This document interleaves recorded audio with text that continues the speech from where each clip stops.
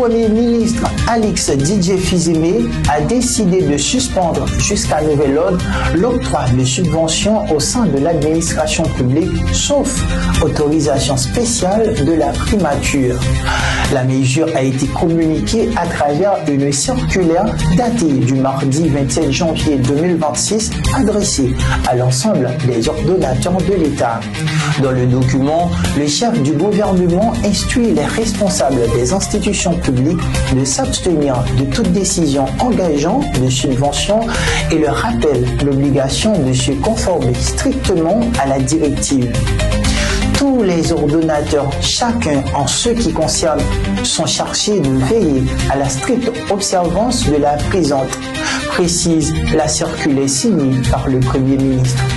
Aucune précision n'a été fournie sur la durée de la mesure, ni les critères d'octroi, les éventuelles autorisations spéciales.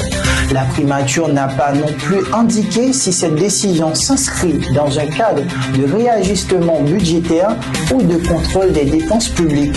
Cette suspension intervient dans un contexte politique marqué par des tensions entre la primature et une partie du membre du Conseil présidentiel de transition, alors qu'une majorité du Conseil a récemment exprimé sa volonté de mettre fin aux fonctions du Premier ministre.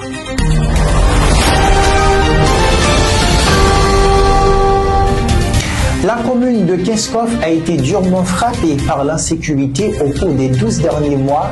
Entre le 27 janvier 2025 et le 27 janvier 2026, plus de 450 personnes ont été tuées selon un bilan partiel présenté par l'agent exécutif intérimaire Massillon Jean lors de sa participation à l'émission Panel Magique sur Magic 9 ce mardi 27 janvier 2026.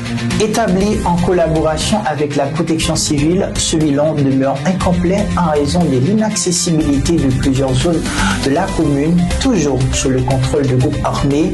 Il y a des sections où ni les ASEC ni les CASEC ne peuvent se rendre jusqu'à présent, a indiqué Massillon Jean, évoquant les difficultés liées à la collecte d'informations sur l'ensemble du territoire communal. Outre les pertes en vie humaine, les violences ont entraîné la destruction de nombreuses habitations et des attaques répétées contre les plantations agricoles ainsi que les bétails. Ces exactions ont accentué la précarité économique des populations locales, notamment dans les zones rurales et enclavées.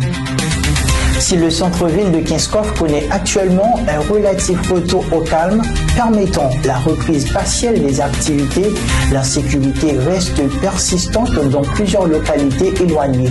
Cette situation empêche non seulement une évaluation exhaustive des dégâts, mais complique également la mise en œuvre des réponses humanitaires et sécuritaires adaptées.